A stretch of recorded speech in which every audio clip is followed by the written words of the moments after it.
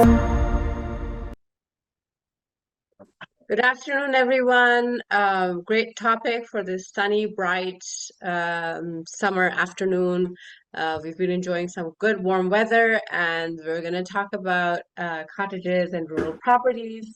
Most of us stick around residential condos downtown or suburbia, but especially through COVID, this became a very popular conversation as more and more people were moving away from downtown and actually looking into cottage country, and the prices of cottages like went off the roof, and a lot of interest was given to cottages in rural areas. So amazing topic. I'm not very well versed in it. David Gorski is a lot more well versed in it. And so I will be tentatively listening as David Korman sheds light on this topic. Okay, thanks, Sabiha, and good afternoon, everybody. A beautiful, hot summer day, even though it's not officially summer, but it's a nice one out there. And like Sabiha said, it certainly gets you think about being outside, and what better place to be than in on a cottage property in somewhere in Ontario. I think we've got more lakes and rivers, I think, in Ontario than anywhere else. There's so many cottage properties. It's really a big part of many people's lifestyles here. And as Sabiha mentioned, having an ability to get to a cottage property or have a cottage property became even more important during the pandemic. And it's tougher to acquire these properties because people experienced it. People were working from up there. You can get Wi-Fi now in a lot of these cottage and rural properties, and people can work from there. And it's a great option for a lot of people. So those of you that have access to a cottage property yourself and can go regularly, you own it, your family member owns it, congratulations, great for you. For the rest of you that don't, find some people that have one and get invited. Like, nothing beats getting to a cottage or cottage property in the summer months. But for our topic at hand as real estate agents, I'm sure some of you have dealt with this. Some of you would like to deal with these type of properties, or you're gonna have clients that are going to be asking you. They might be clients of yours that are in the city that you've acted before and that have a property, and they're looking to get a second property, and they're looking to get one of these cottage properties. Can you act for them? Can you help them out with it? So there's a lot of things that are different about cottage properties and these rural properties that you wouldn't have come across normally when you're doing, city of Toronto or city of Mississauga, general GTA urban properties, or condos. There's differences. So that's the purpose of going through all this today, so you can see what a lot of the differences are, so that when you do come across, you can be well versed even in a conversation with clients, or to actually get into the nuts and bolts of drafting an agreement and helping them do the investigations required for acquiring one of these properties. So we'll get into it. I'm going to skip over our usual slides here, our areas of practice and our office locations. What you might not know, before I talk about David and David Real Estate, is that in addition to our three offices that you probably know, our head office in Mississauga, our office in Markham, and our office in Toronto in Bathurst Lawrence area, we also have an office up in cottage country. We have an office in Gravenhurst and access to it. And it's sort of a little bit of history there. I happen to cottage myself in Gravenhurst. I've been going there for over 40 years already to a property. And, that's practically right in town. And my partner, Jonathan, also goes coincidentally to a cottage property in the Gravenhurst area, and he's been going there for the last number of years as well. So we have quite a presence up there, and we opened up like a satellite office in the center of town.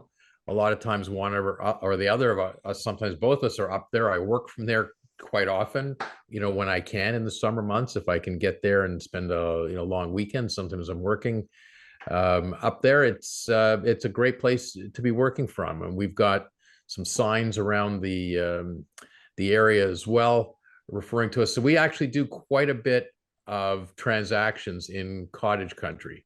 Not just the Gravenhurst, which is Muskoka, but that area in particular, but we do it all over the province. And for clients, there's no reason why our firm can't act anywhere on a cottage property anywhere in the province. This is a great topic. We've actually covered this cottage property topic a couple times in different podcasts that David and I did on our David and David on Real Estate podcast. We've had a few different people that are very familiar with cottage country and some of the differences on as guests. So I encourage you to check out those episodes. If you're not, I assume every one of you is watching or listening to every single episode that David Gorski does as the star of the David and David on Real Estate. But if you haven't, make sure, tune in, check out what we talked about on the cottage country episodes. You'll probably find that interesting and informative as well. So let's get into it. Some of the vital issues to look out for as part of our title search. So it's very different from a lawyer's point of view. You'll find differences from an agent's point of view when we're looking at the title, the legal descriptions of cottage and rural properties.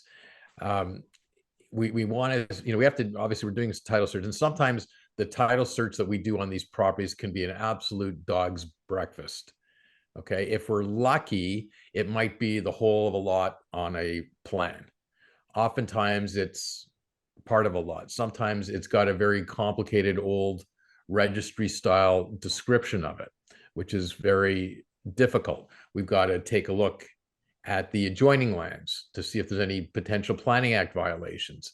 And that's something that you do come across a lot more on these cottage type properties than you would in city properties, these Planning Act violations. Sometimes they're unintentional. Sometimes if people had a cottage, what you should know about cottage people and people that love going to the cottage, they love the lifestyle. It's a whole lifestyle, and it's a generational lifestyle for many people. So there's a lot of cottage properties where someone had a cottage, family was using it, family expanded, the neighbor's property may have become available, so they bought the neighbor's property, and so they took title to that, and they didn't realize sometimes that when they acquired the second property, the two properties merged into one title. So they can't sell. If they then decide to sell one of those, they can't, because there's a Planning Act violation. You can't sell because the properties merged into one. So a lot of times we come across those type of situations where sometimes an unintentional merger of the lands have happened. So as a matter of fact, I'm dealing with a situation right now. I've got a client who has a property in Gravenhurst area and just put an offer in. There's three properties right beside it, adjoining to his property. One's a lakefront. He's lakefront. Got an adjoining property that's also lakefront, and then two other properties that are just sitting behind it that are not lakefront properties but have a right-of-way. They each share a 12-foot right-of-way. They each have 6 feet of a 12-foot right-of-way to get down to the lake, just for a 12-foot strip of land to get to a 12-foot wide dock that they share.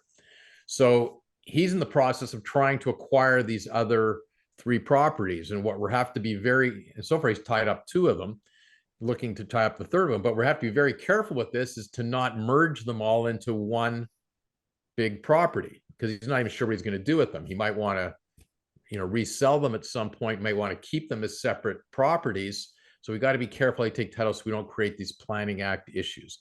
And it's something common, and that's why it's really important for the lawyer to do a very exhaustive title search here.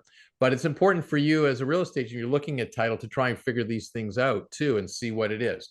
Another thing that happens that we're looking for when we're searching title is to determine whether or not the property has access to municipal road, or does it have, or is the access to get to the property through a right-of-way across some adjoining properties.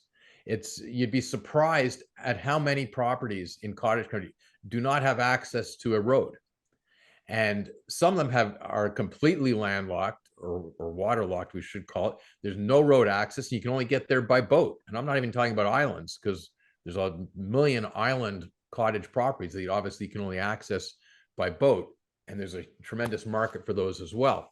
But there's a lot of properties on land might have a very rugged type of terrain, and there's no roads that lead right to the property. Sometimes there are roads, municipal roads that go to a certain point, and then there might be private roads. And sometimes these private roads go back like 100 years that somebody just created. They start sharing with their neighbor. Sometimes people don't even know who's responsible for maintaining and repairing that, who's allowed to have access on it.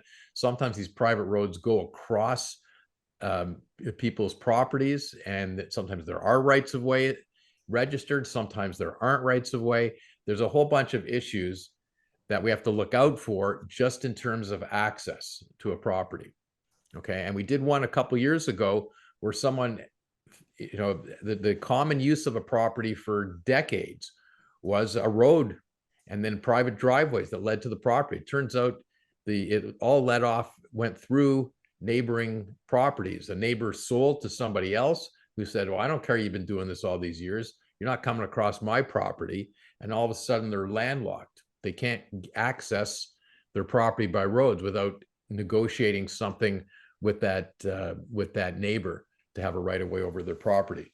So it's something that's a very serious concern on a lot of cottage properties. So that's one of the number one issues we got to look at whenever we're looking at these cottage David, I properties. have a question on the last slide. So, Sure. say for instance that there is a neighbor that has built a roadway, and you do not on title have right of easement to use that roadway.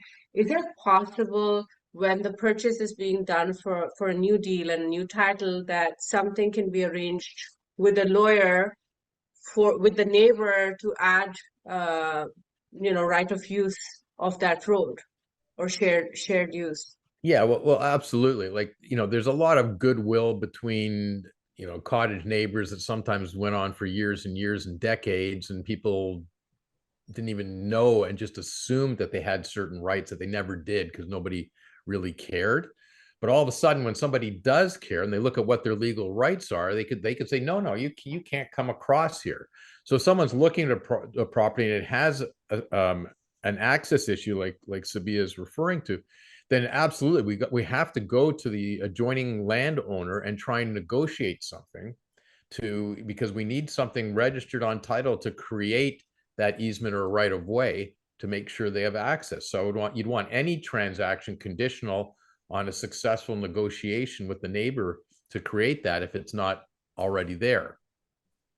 Okay, so one of the things we're checking for, was this just a verbal arrangement that went on between friendly neighbors for the last few decades, or is there actually an easement or a right of way registered that grants access to the potential purchaser?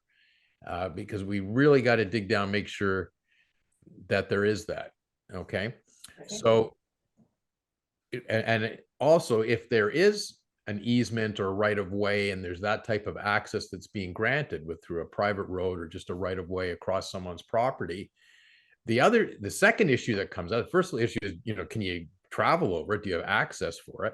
The second issue is who maintains it? Who pays for it? Who plows it in the winter? Does it get plowed in the winter? Who fixes it? Is it paved? Who's responsible for paving it? If it's not paved, who's responsible for grading it and fixing it? Things like that. Is it shared by a whole bunch of cottagers that all have access across the same private road, and then their driveways lead off of that? Or is it just one property that has the benefit of it? Sometimes there are cost sharing agreements in place. We want to see that. We want to know exactly what those terms are.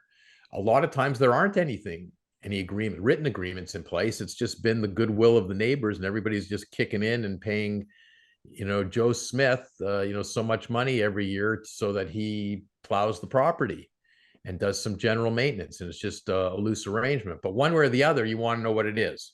Obviously, if someone's buying a property, you really would like to get whatever the arrangement is reduced to writing. If it hasn't been put in writing before, you want it to be put in writing, because if somebody sells and there's nothing in writing, it's not registered, then people are going to lose out on their rights.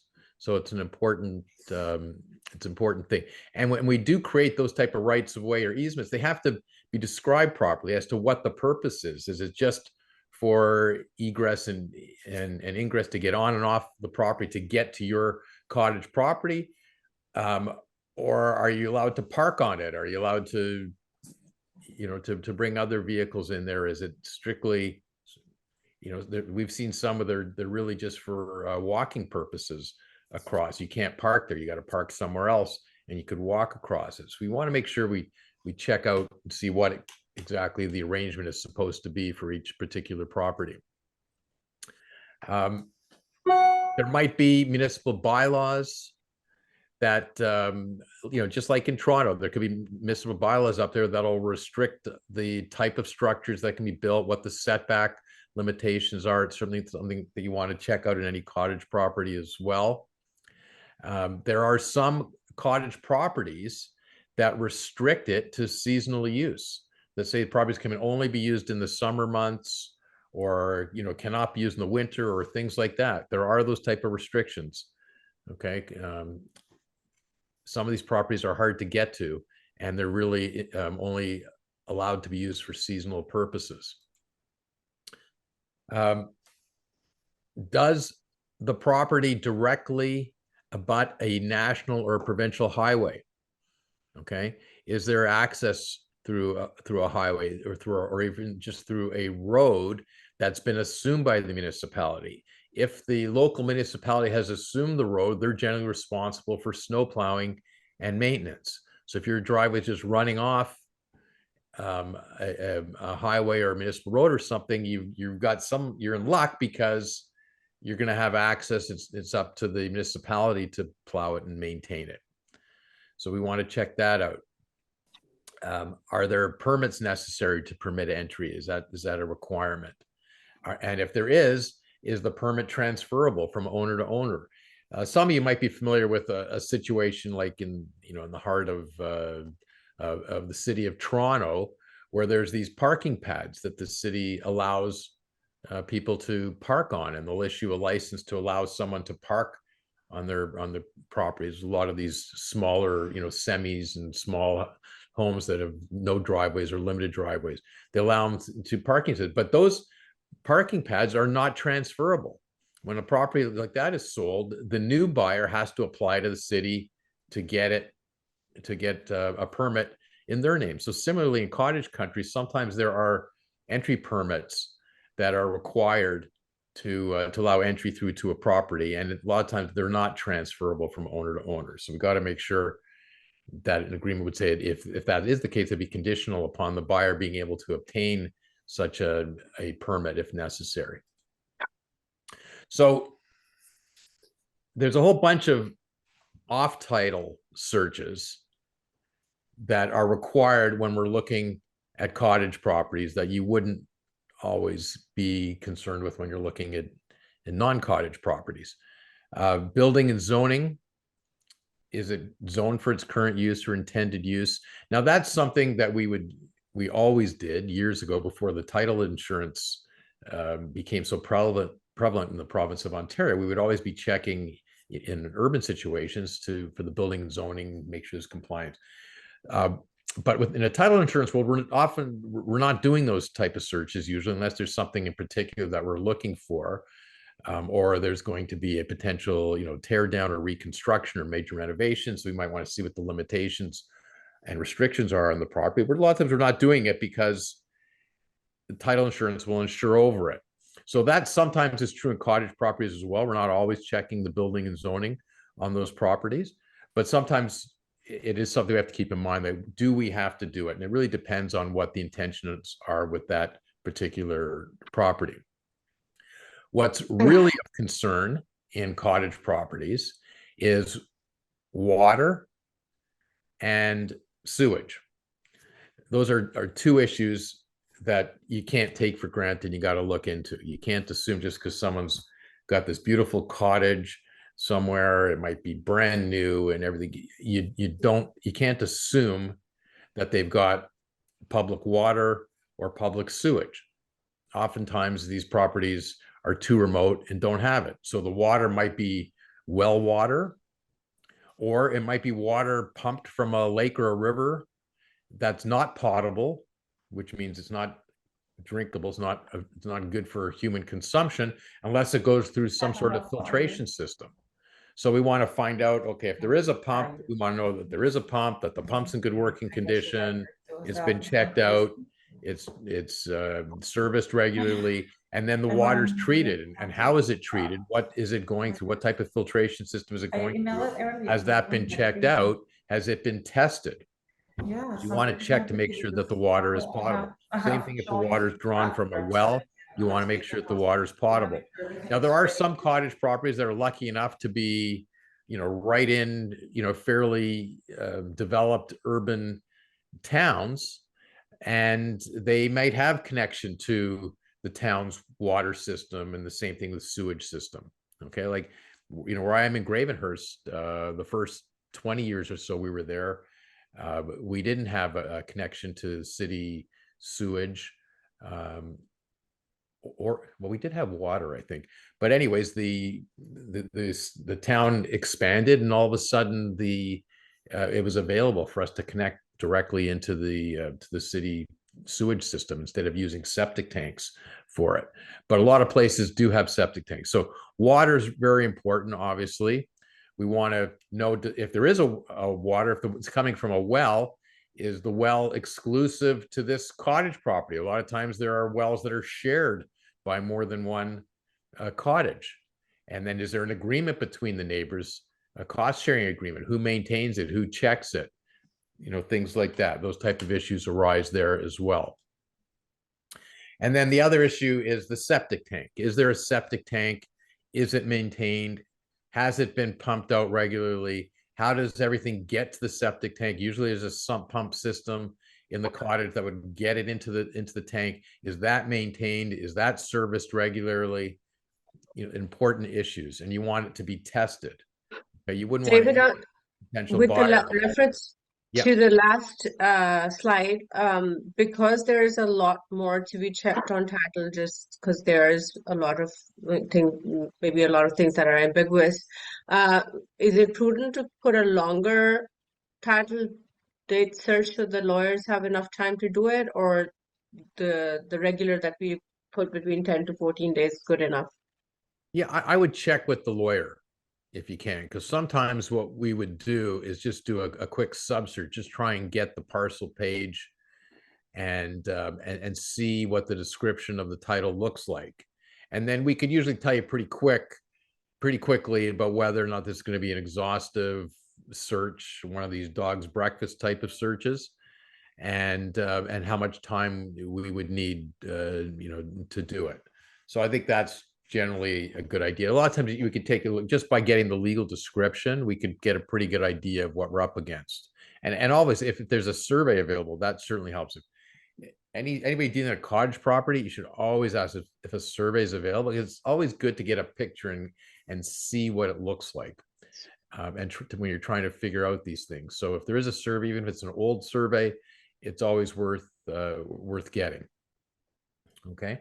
So, there's a lot of cottage properties we can search title pretty quickly, and we don't need a lot of time, but we do run into these that are really difficult.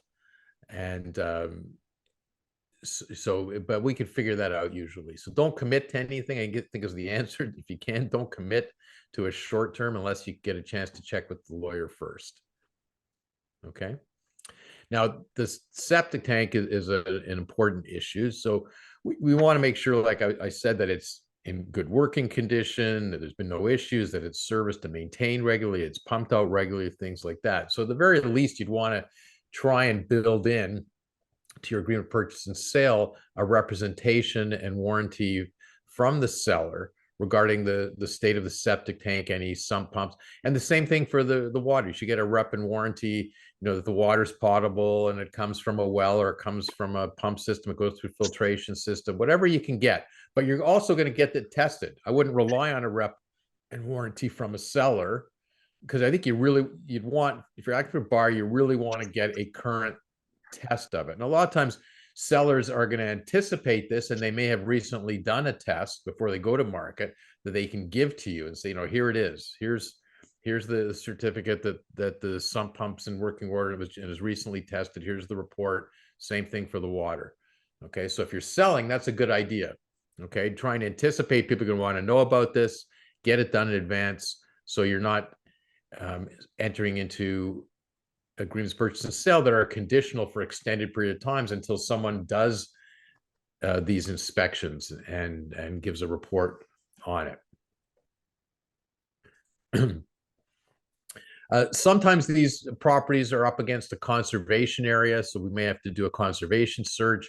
And for those of you that have dealt with properties, even in the city, there's properties that are up against a, that back onto conservation area. And those typically should always be checked, because a lot of times the limitations on what you can do on your property are different because it backs onto a conservation area.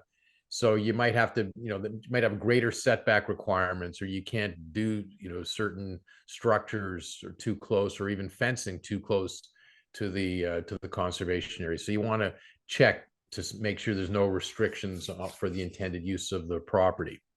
Okay, and what can be built and how far away, types of uses. Sometimes are in there as well when it's backed on conservation. Sometimes there's restrictions on type of use as well. So, big question on these properties: is it a waterfront property?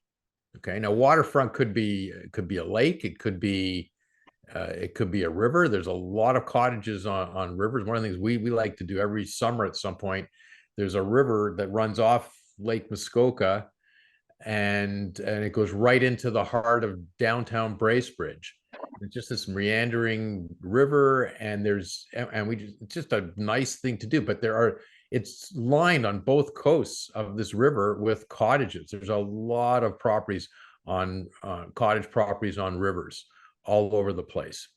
It's not just lakefront properties, but water is water. So if it is on water, we'd want to check, is there access other than through the water, especially during the winter months. Some of these places are really hard to get to during the winter. The summer, you might have two options. You might be able to get there by road, or you might be able to get there by water. In the winter, your option might be snowmobile if it freezes over, because you may not be able to get there by road. So we want to check that out.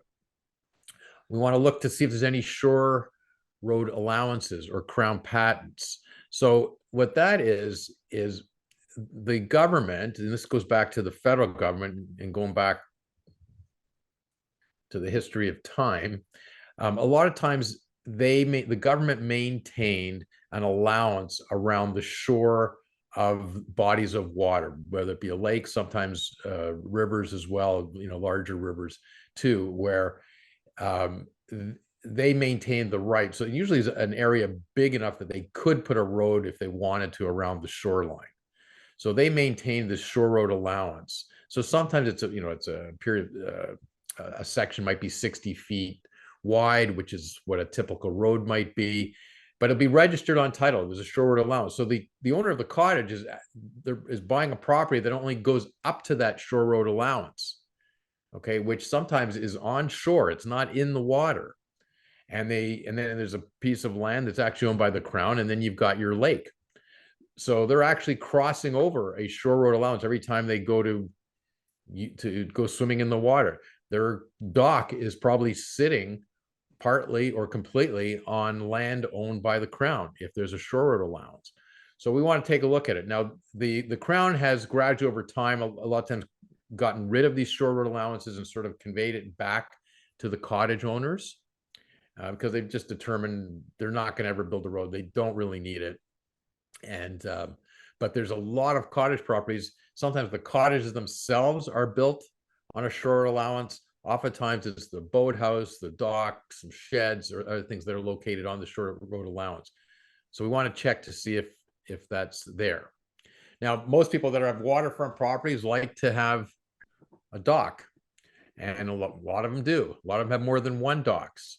A lot of these docks have been built historically without permits. Anything that's built out a permit is always subject to the municipality coming along one day and say, hey, you know, we didn't see a permit for your dock. You got to get rid of it, or you have to apply to get a dock, or that dock is too big. You got to cut it in half, or it's too wide, or there's a whole bunch of reasons because it hasn't been built with a permit. So we want to find out, is there a dock? Is there more than one dock? Have permits been issued? Have they been lawfully constructed? What's the evidence that a seller can show us for that? Sometimes there's certain anomalies with the use of the property. There might be underground storage tanks. I already mentioned septic tanks. Those are, you know, for sewage underneath the property. There might be other tanks in there. There could be propane tanks buried under the ground. They might be rented. They might be owned. We got to find that out. You want to make those type of inquiries. And sometimes they're obsolete and they can be removed. But it's a question of, okay, if it's going to be removed, what's the cost and who's going to do it? Is the seller doing it? Is the buyer buying it subject to that? Is the buyer want to move it? Sometimes they might want to get rid of it just because there's, you know, potential hazard to having these tanks underground. But it also prevents you, if you wanted to do an addition or do some construction, you might have to deal with this and get rid of it before you do that. So you certainly want to know about it. Is there anything buried under the property? Are there any special licenses required for specific use of any of these tanks of something underground, or for using the property? Is there any special licensing required for specific use of the property? These properties, you know, I'm referring mostly to cottage properties, but the other rural properties have issues too. And people are buying rural properties, and there's some gorgeous rural properties that are not specifically on, you know, lakefront. There's like some gorgeous properties in Caledon and things like that. These people have these estate type properties, and they may have a pond, a fishing pond, or things like that. Sometimes people have intention to do some farming there. Are there restrictions on it? Are they allowed to do farming, agricultural farming? Are they allowed to raise animals on the property? Are there restrictions registered on title to these properties? So we want to check those type of things out as well. There's some other things that we should be putting in an agreement of purchase and sale in some situations. Are there any specific service contracts that the seller has entered into? It might be a maintenance contract. It might be for landscaping or maintaining the grounds. It might be, you know, because there's common common ownership, not or ownership, or people that have common rights of way across certain parts of land. They might be paying somebody to maintain that. There might be a snowplow agreement for the winter that you know, that's done on a year-to-year basis, or maybe it's done on a 3-year basis or a 5-year basis. But any buyer might be having to assume that type of contracts. We want to find out, are there any contracts that are outstanding? What are the expiry dates? What are the terms of it? Is it assumable? Can you get out of it? Is it a good deal or is it not a good deal? We want to find out about it. Okay. Are there any additional assets being purchased? If there are, we want to make sure we're specifying them in the agreement of purchase and sale. So aside from the usual, we want all the, you know, the window coverings and all the light fixtures, and we want all the appliances and, you know, that type of thing. A lot of times for these type of properties, there's additional things that are really important, or really you would want. A lot of times cottage properties get sold with boats. Sometimes it's more than one boat. There might be a motorized boat of some sort, you know, they ski off of. There might be a fishing boat too. There might be a canoe. There might be paddle boats. There might be a sailboat. We want to make sure that whatever is supposed to be included is going to be included. A lot of times there's some maintenance equipment like tractors, and sometimes there's big areas of lawns, and there's tractors that they use for those type of purposes. There are some machinery a lot of times that sellers are happy to sell with the property, but we want to make sure that they're described properly. And a buyer might say, yeah, you know, I want this, but I want everything. A lot of times it's really interesting because you don't see that many deals when someone's buying a house in Streetsville, downtown, that they want to buy it with all the furniture, all the furnishings, everything that's in there. But a lot of times, cottage negotiations, you do see that people want everything. Hold on just a second. They want the beds, they want the couches, they want the, you know, the lounges, they want the outdoor furniture, they want the barbecue, they want all the cottage toys, all the blow up stuff that they might have that goes into the water. They want all the boats, the canoes, the kayaks, the paddles. You know, they want it, everything. And sometimes they'll just take the whole thing. And a lot of times when sellers are selling it, they're happy to just leave everything. And the buyer might go through it afterwards and decide what they want to throw out. But a lot of times they want to walk right into these places and have everything. So you've got to make sure when you're drafting an agreement, you're clear on the instructions you get from the buyer.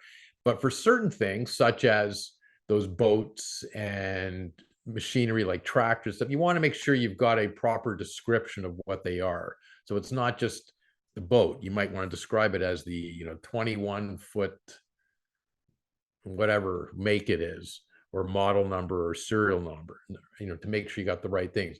Also really important, if you're ever acting on a buyer side, it's really good idea to be taking pictures when you go into these properties to see what's there and what's inside, or doing videos to see it, especially when they're supposed to leave everything, so you don't find that certain things are missing afterwards. So if you are buying, or the buyer is buying certain things like I'm talking about, like the tractor or like motorized boats or things like that, we also have to search under the Personal Property Security Act registration to make sure that the owners own them free and clear. So, that's a different search that's different from the registry, search that we're doing for the land and property. We have to look to make sure that they own those chattels free and clear, number one. And then the second issue that comes up is sometimes those type of assets have to actually be transferred. There's licensing requirements. If you have a boat, you've got to transfer the ownership and the licensing of the boat from the owner through the ministry, from the owner to the new buyer. So we've got to make sure that we've got that built right into the agreement of purchase and sale, that you have cooperation from the seller to do that and sign the documents required by the ministry to transfer the ownership of that type of equipment as well. And what would a transaction be if it didn't have tax issues? It would just be boring, right? So tax is always something you just have to consider.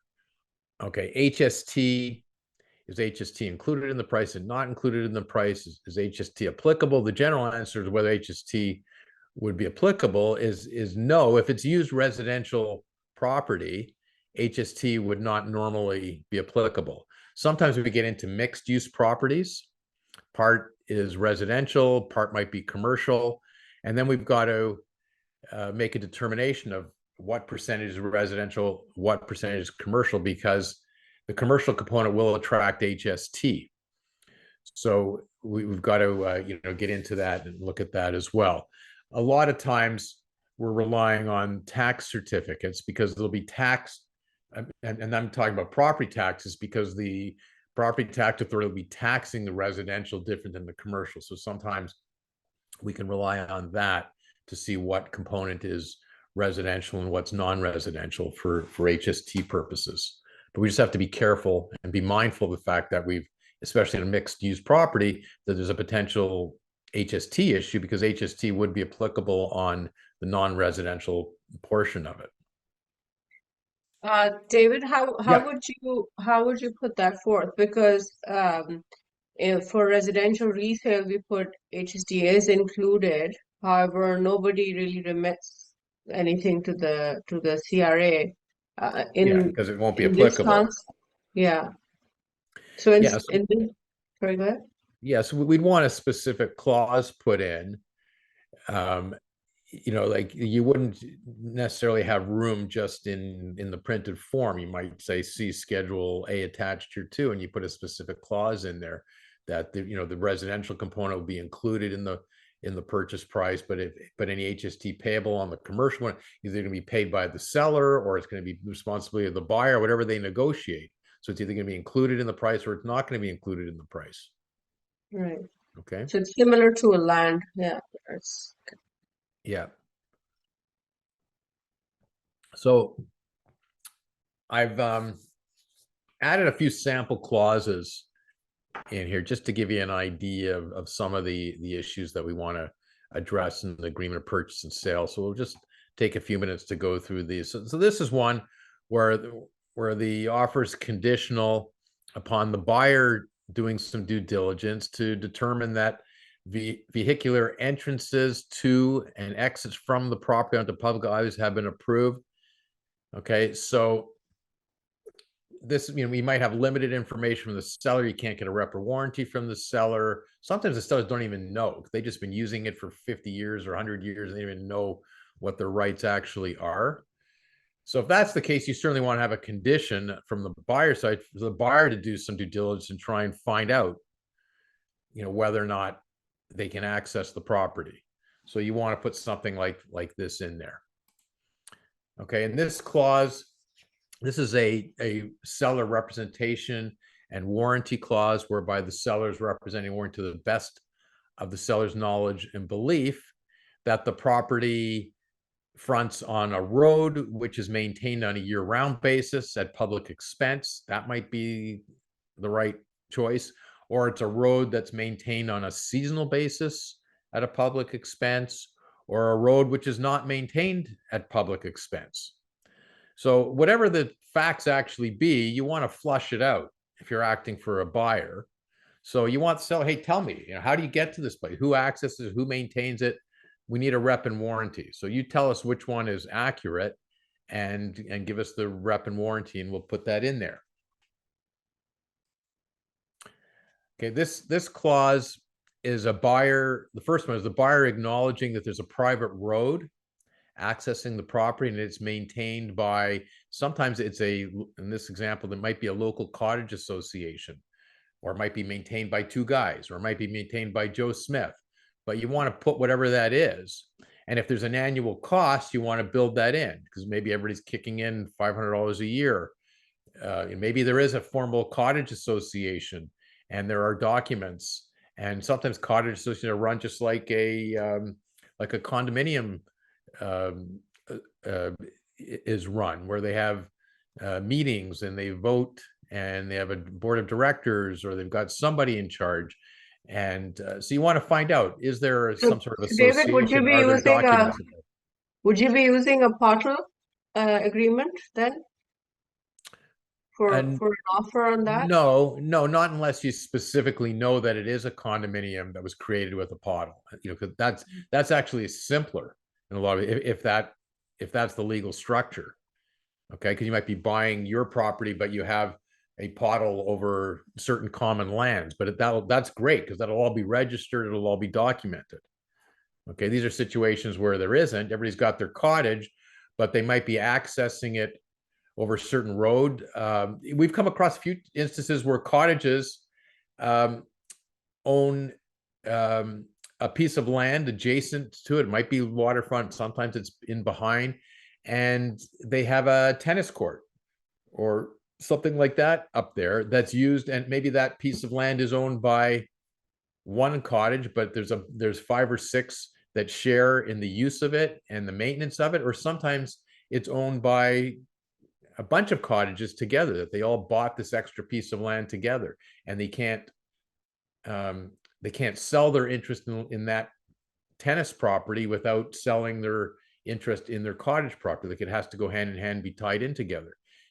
And sometimes there are associations of some sort and agreements in place for that. So we want to find out, and we certainly want to find out what the cost is. And if there's documents involved, we want to review the documents. The second clause on this slide is an acknowledgement that the road or path or lane, whatever it is that's going to the property, is an unregistered easement.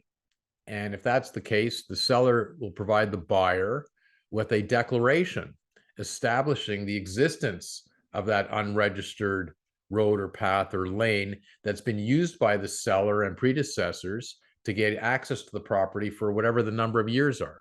Like, we're looking for the real facts. How do people get there? Okay, so it's not enough that a seller's going to say, "Oh yeah, we were allowed to go there. We've been doing it for 75 years."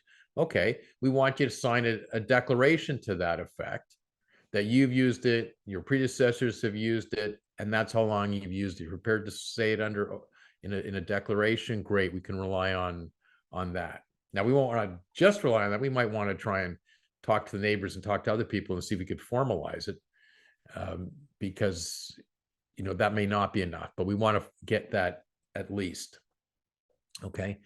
Sometimes it might be only accessible by water. If that's the case, there should be a clause that goes right in there where the buyer is acknowledging that you can't get there by land. It's only accessible by water.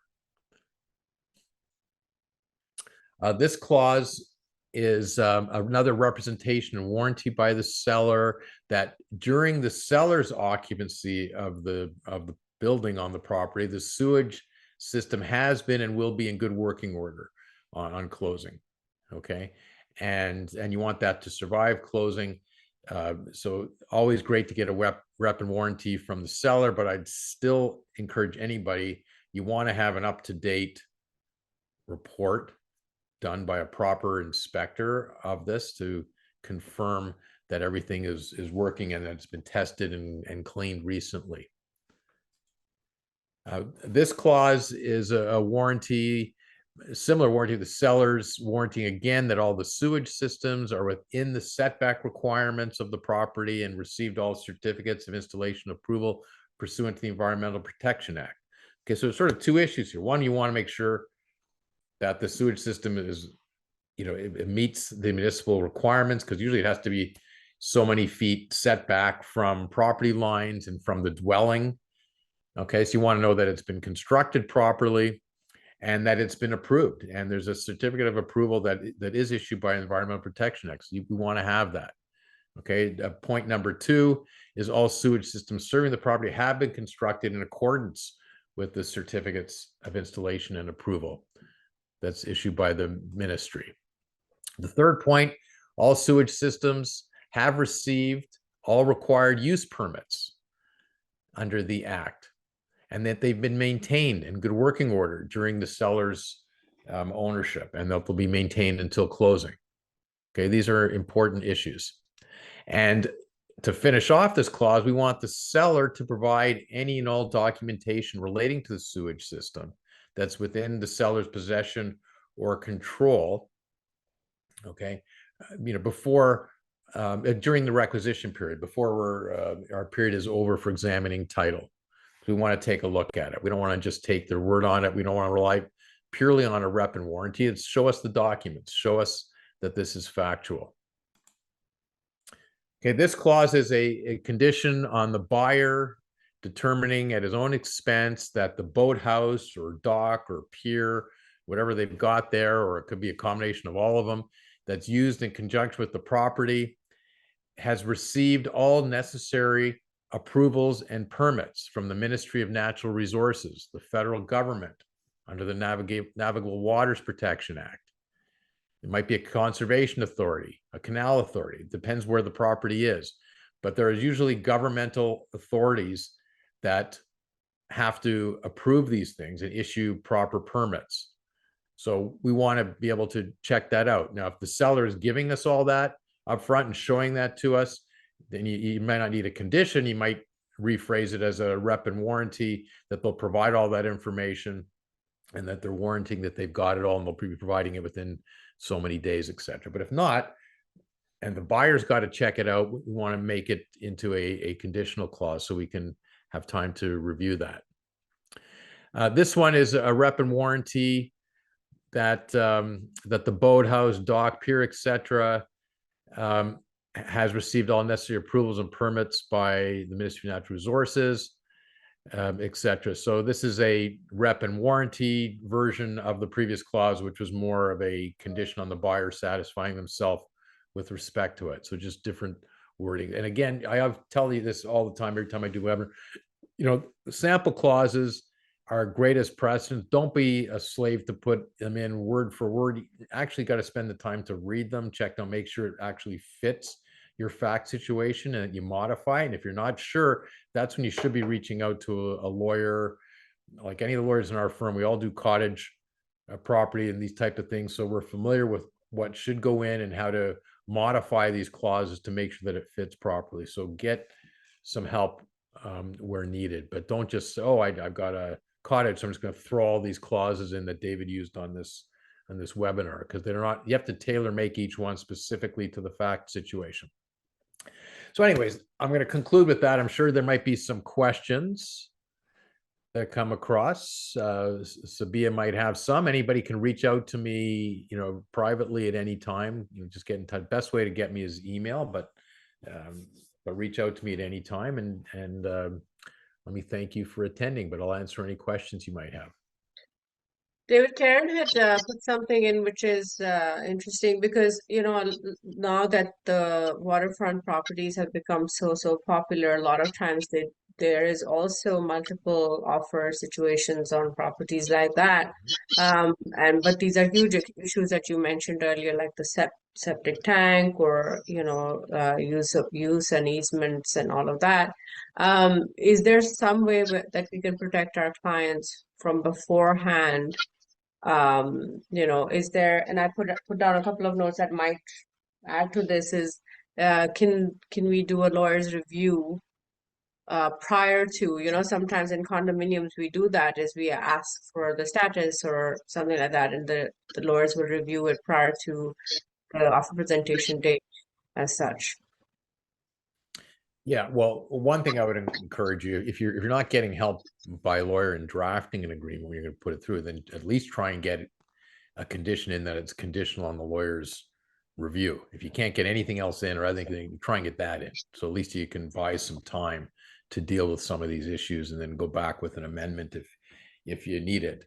Now, there's a couple different parts of my answer to the rest of the question. So it's right now, like, you're 100% correct. A lot of times these cottage properties, right now there's a shortage of supply, just like on urban properties.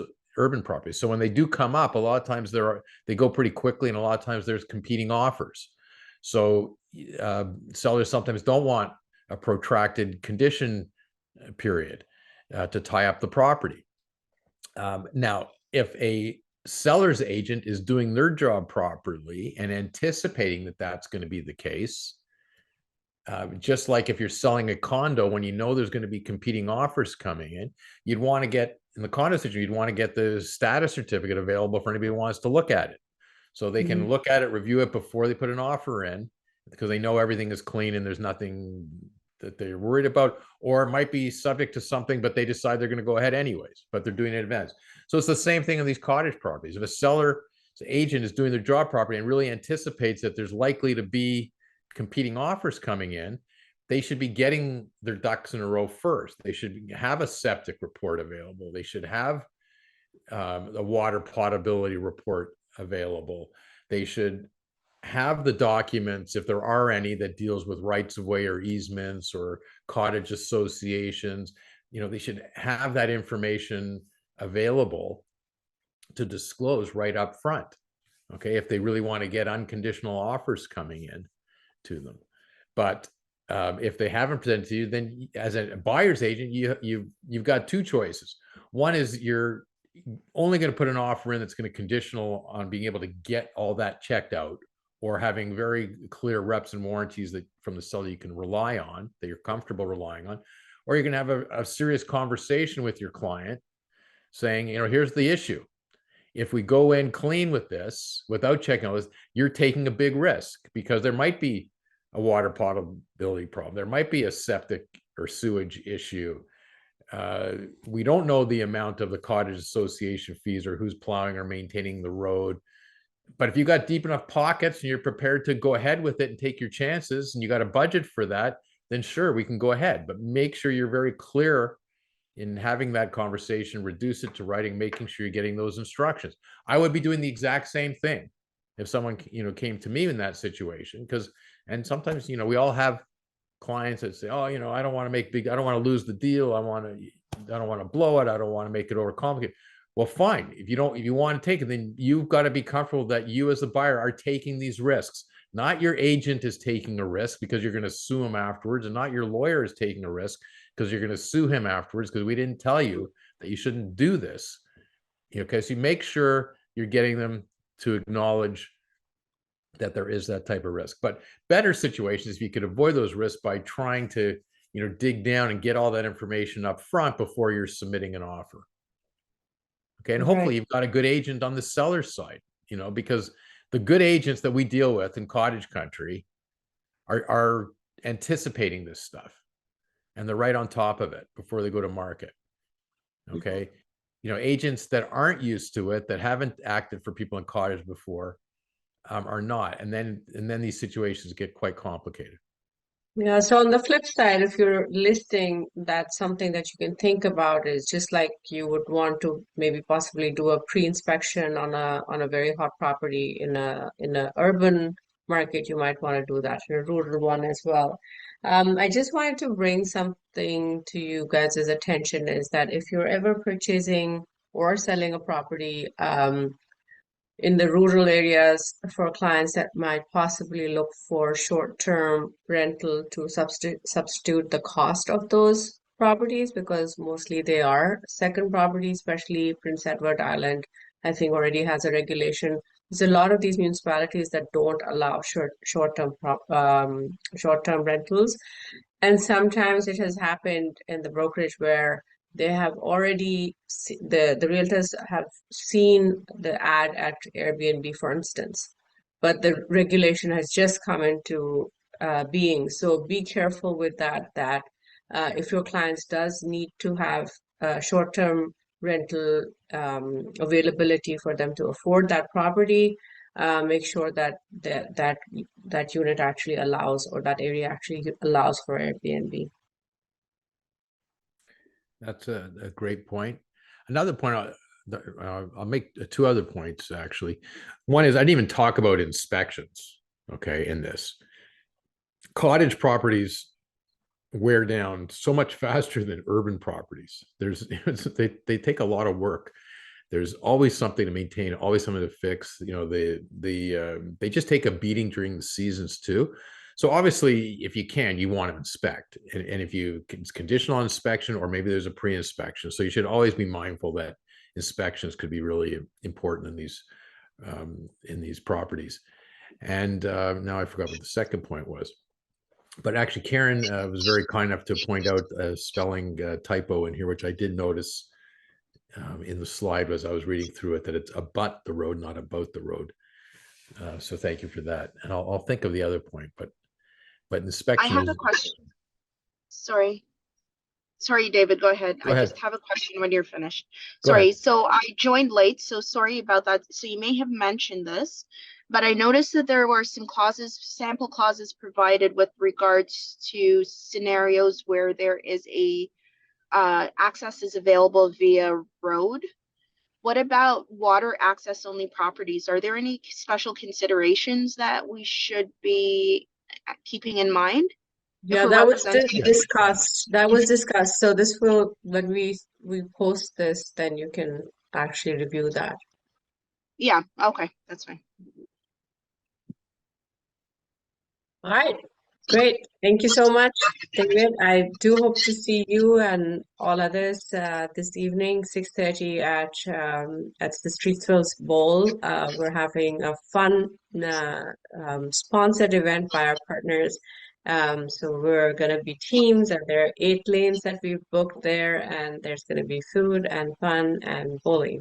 So hope to see you all there. Okay, thanks everybody. Thanks for attending, and hope to see everybody soon too.